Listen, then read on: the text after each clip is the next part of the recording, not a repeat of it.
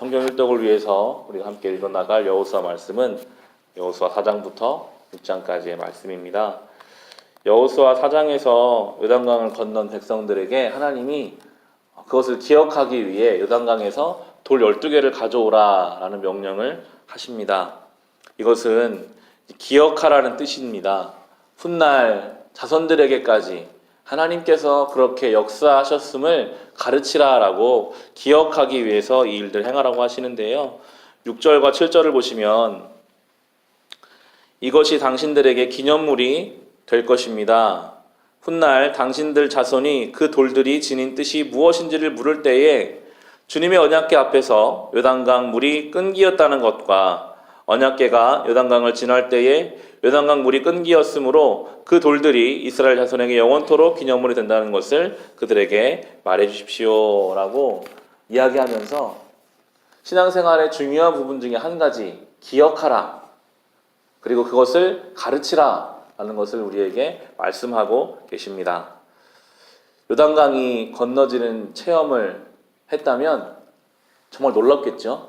넘실거리는 요단강 물이 언약궤를 맨 제사장이 발을 대자마자 그 물이 다 없어져 버려서 마른 땅을 지나듯이 홍해를 지난 것처럼 요단강을 지났다면 많은 사람들이 그날 많은 은혜를 경험했을 겁니다. 그건 참 신기하죠.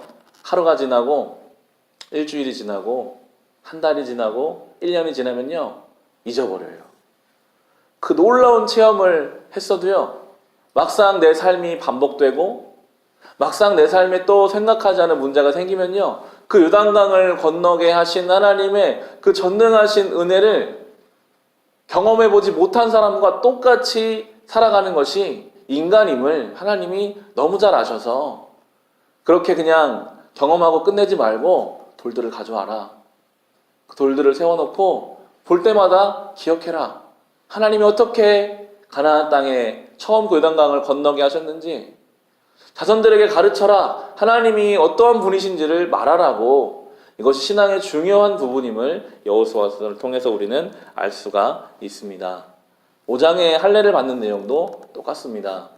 요단강을 건너고 나면 이제 할례를 행하라고 하시거든요. 할례는 남성이 성기의 표피를 잘라내는 것입니다. 고통스러운 일이고요.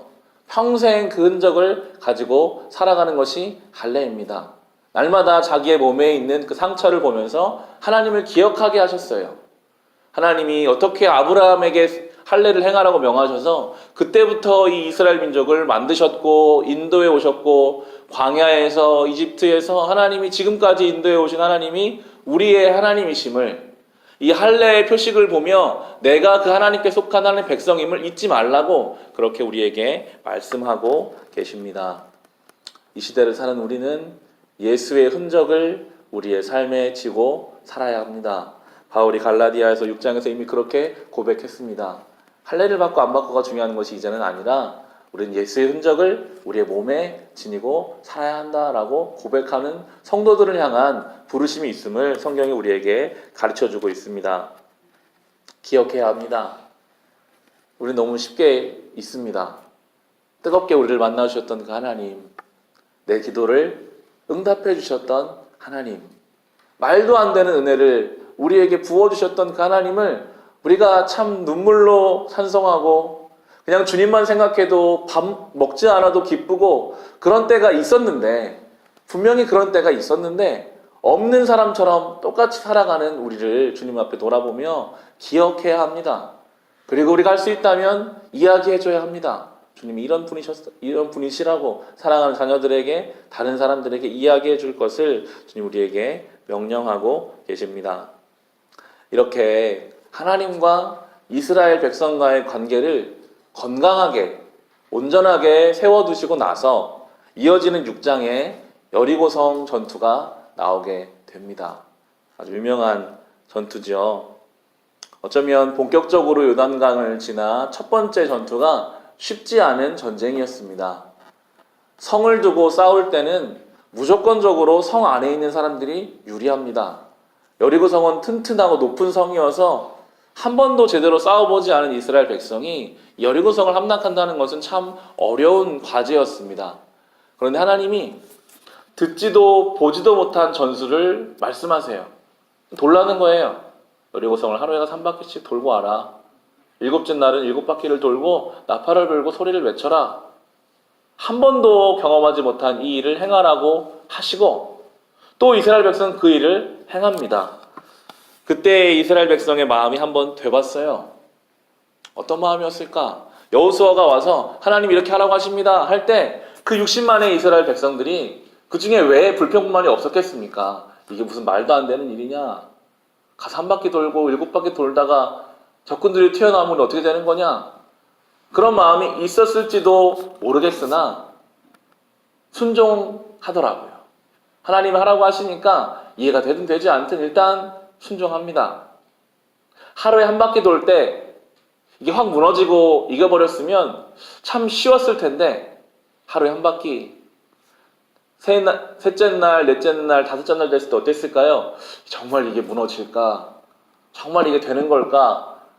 조금씩 하루에 1바퀴 돌면 7분의 1씩이라도 이렇게 균열이 생기면 좀 눈에 보이잖아요. 그러면 하루 더 보면 더 균열이 생기겠지. 아무런 요동도 미동도 없이 7째 날 7바퀴를 돌 때까지 튼튼히 서 있던 그 성벽이 정말 하나님 말씀대로 7바퀴를 다 돌고 큰 소리로 나팔을 부니까 성벽이 무너져 버렸고 전쟁에서 승리했습니다.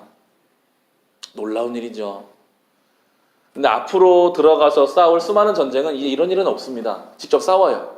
앞으로 이스라엘 백성은 직접 자기들이 싸우는 일이 있는데 하나님이 이 여리고성 전투를 경험하게 하심으로 기억하기를 원하셨어요. 앞으로 가나안 땅에 들어가서 수많은 전쟁을 너희들이 손으로 할 것인데 그러나 자기 힘만으로 싸우는 것이 하나님 백성의 방식이 아니라 이 여리고성 전투를 기억해라.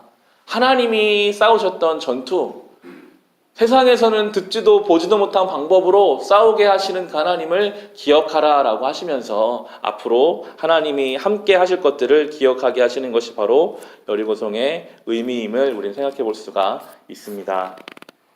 우리의 삶에도 수많은 전쟁이 있고 우리를 가로막고 있는 여리고 성들이 있습니다.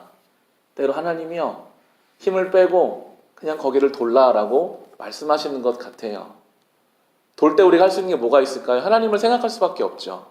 우리가 싸우면요 정신이 없어요. 하나님 생각하기가 어렵습니다. 삶의 현장에서 우리 힘으로 막 하려면 하나님을 잊어버리기가 쉬운데 그 성을 도는 방식을 취하면 하나님께 기도할 수밖에 없습니다. 하나님 이 문제를 내 힘으로 안 되는데 어떻게 하면 좋을까요? 하루, 이틀, 7일이 다 될 때까지 아무런 변화가 없는 것처럼 느껴지지만 하나님의 때가 되면 그 문제가 해결되는 것이 여리고성의 의미이더라고요. 우리 놀라운 이 신앙의 역사를 경험하시기를 바랍니다. 우리 주변에 정말 해결돼야 할 그 문제들 앞에서 이 여리고성을 도는 마음으로 그 성을 돌며 기도합시다. 우리 주변에 회복돼야 할 신앙의 사람이 있다면 그를 위해 기도하며 여리고성을 도는 마음으로 안 변하는 것 같고 똑같은 것 같아도 우리가 믿음을 가지고 돌고 그 성을 돌 때 하나님의 때에 하나님 방법으로 그 문제가 해결될 것을 우리가 오늘 이 말씀을 통해 우리의 소망으로 삼고 그렇게 이 땅을 살아가시기를 바랍니다. 오늘도 주님의 살아계심을 믿고 묵묵하게 여리고성을 도는 그 마음으로 성도의 삶을 살아가셔서 하나님의 일하심을 소망하며 그렇게 하루를 승리하시기를 주님의 이름으로 축원합니다. 기도하겠습니다.